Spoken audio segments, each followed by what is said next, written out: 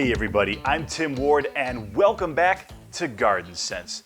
Folks, again, I had 75 plus emails from you last week, and it's been just a really amazing experience to know that we have so many people out there who are relying on us to get answers for all the questions they have regarding their lawns, their gardens, their trees. It really means a lot to us every time you send us emails. So out of those 75 or so emails that we received, we actually picked 5 that we're going to address here today. So buckle up everybody, let's jump right in. The first question is from Phil. Tim, I need help identifying a particular grass that has shown up this year. I have 3 patches of it, all about 2 or 3 square feet in size. Thanks for sending over a picture. This actually makes it really easy for me. This is a nut grass called Kylinga, or some people pronounce it Killinga. I don't really care how you choose to pronounce it, but what I do care about is the product you use to kill it, and you want to use Gordon's Sedge Stop, and we have it available over at rosensonline.com.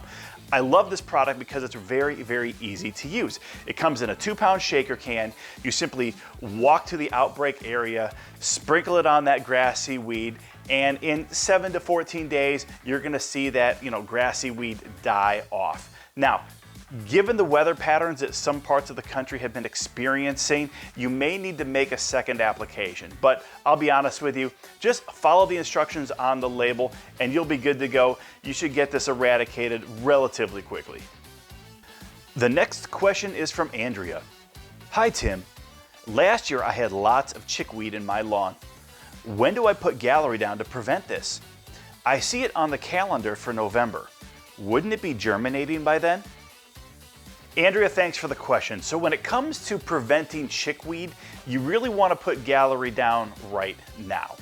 I can appreciate you looking at our lawn calendar and feeling a little bit confused in terms of why we are asking people to put gallery down, in that early mid-November time frame. But the reason for that is we are always assuming that people are going to be overseeding. And if you're overseeding in the fall, you can't put gallery down until that grass is really well established. However, if you're not overseeding and you have a concern about chickweed, it's something that you've been dealing with, then you want to make sure you get gallery down right now, and that should really help you in the springtime, especially the early springtime, because chickweed is one of those weeds that pops up really early in the springtime. So head over to Rosens Online, pick up a couple of bags of gallery and get it down right now, and that should really help solve your chickweed problem.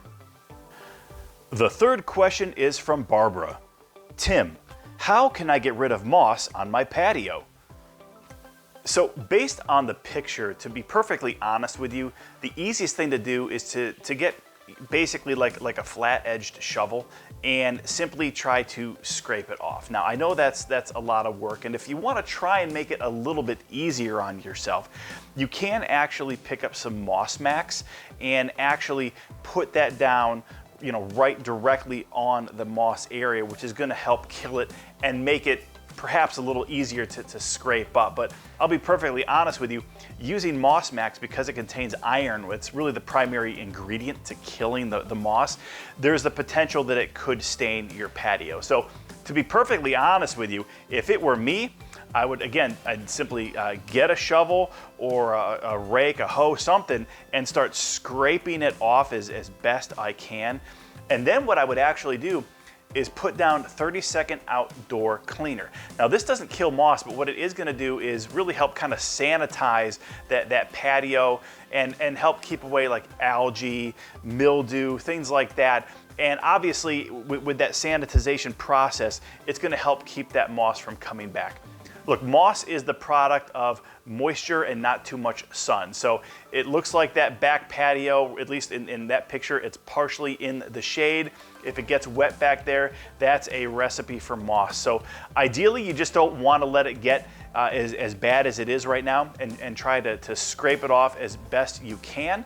What you could also do is get some Moss Max and try and sprinkle that around the edge just off the patio in the lawn, so that moss doesn't form and then start working its way, and expanding onto the patio. But unfortunately, I wouldn't risk staining my patio with Moss Max, although you can do it.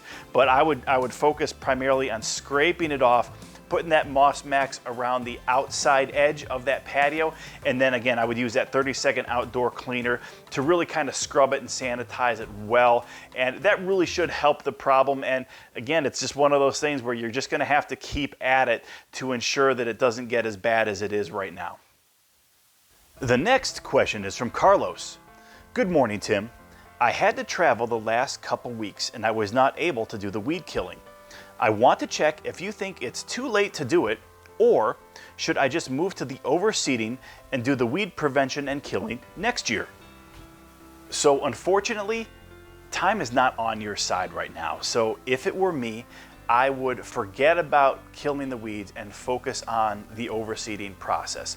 And the reason is simple. Most weed killers are going to recommend, depending on the product, that you wait at least a week. Some it could be even as long as a month.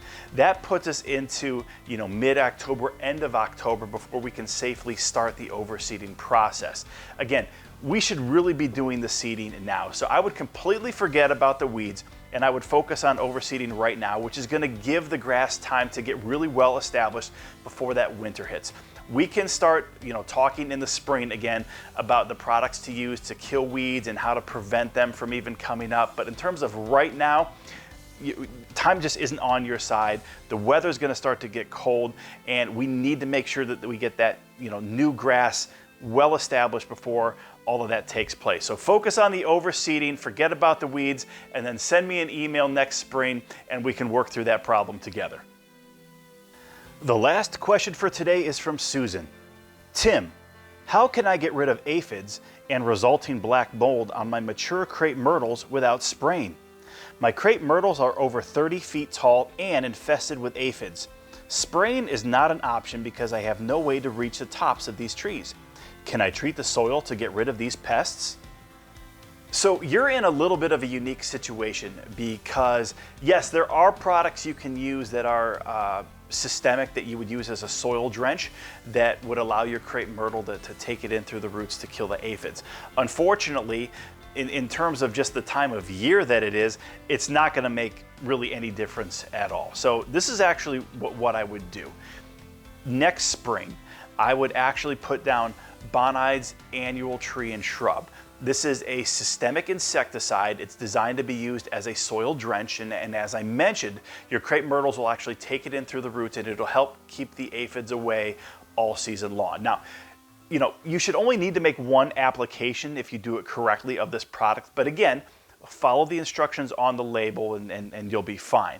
Now, after you make that initial application in the spring, to kind of help keep the insects away, I would actually do my very best to put down neem oil at least once a month. Now, I understand that your crepe myrtles are 30 feet tall and you can't reach the tops.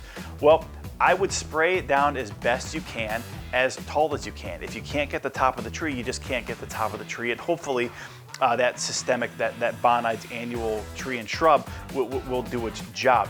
But the neem oil is great at preventing other insects as well as preventing aphids from attacking the tree. So again, even though you've got that systemic in the ground and it's working its way up through the tree, I would do my best to just spray down as much of the tree with neem oil, again, once a month. Now, if the aphids are really bothering you now, or God forbid, next summer you really start to see the aphids coming back despite using, neem oil, despite using that Bonide's Annual Tree and Shrub, I would recommend, again, just spray down as much of the tree as you can with, Bio Advanced 3-in-1. This is a product that we talk about a lot on this program because it's very effective.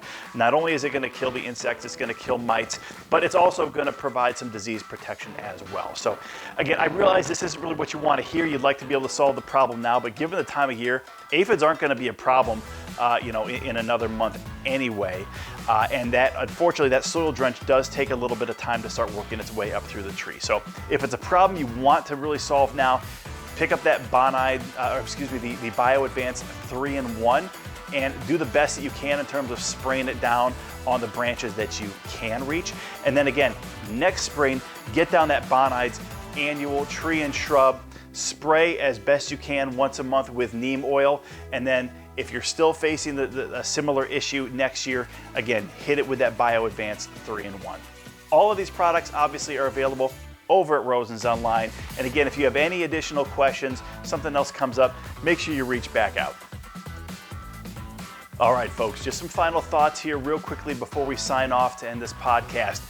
The Turf Trust Fall Feeding Frenzy is still going on over at rosensonline.com. Now, folks, I'm going to be real open and honest with you about this. We are entering that time of year where everyone over at Rosen's, we start looking at the promotional calendar and we say, hey, how much longer are we going to run this Fall Feeding Frenzy?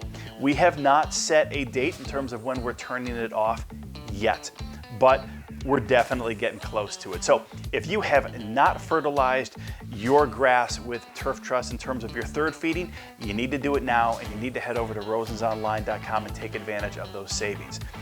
If you have done it now, but you, again, didn't buy enough and you're looking ahead to that fourth feeding in that mid to early November timeframe, then again, head over to rosensonline.com and take advantage of the savings. You're saving money on the product. You're saving money on that free shipping. So again, the Fall Feeding Frenzy is still going on, but it's not going to be around for much longer. So take advantage while you can. Folks, if you are not or have not overseeded your lawn yet and weeds are kind of a concern, then now is a great time to put down weed preventers. And I'm talking Dimension and Gallery. Now, if you are overseeding or you've just overseeded, forget that I'm talking to you right now, because you do not want to use these products. It'll actually impede that new grass that you're trying to establish. But if you are not overseeding this fall, then you can absolutely put Gallery as well as Dimension down. It's going to help take care of some of those grassy weeds and some of those winter weeds like chickweed that we talked about earlier in the program here from popping up in that early spring. This is also a really good time to start thinking about feeding your trees and shrubs, specifically your deciduous trees and shrubs. So any of those trees and shrubs that are going to lose its leaves this fall, Plant Trust is the best product on the market in terms of feeding those trees and feeding those shrubs. So if you put it down in the fall, really what's going to happen is the trees and shrubs are going to take in that nutrition, it's going to strengthen the root system, and it's going to store it over winter. And what's going to happen is you're going to have some amazing looking foliage pop really early in spring of 2024. And obviously a final reminder in terms of, again, any of your indoor plants, or it's starting to, the nights might be getting a little bit cooler, maybe you're bringing some plants inside. Kickstart is a great way to feed your potted plants and especially your indoor plants. So if you've never used it, maybe you're used to using C-Mate. Again, Kickstart, you can use the exact same way as C-Mate in terms of feeding those indoor plants. Folks, we really hope you enjoyed the program today. Thank you so much for all the emails. And again, continue to send them directly to me. My email address is tim@rosensonline.com. I hope you folks have a great rest of the week. God bless.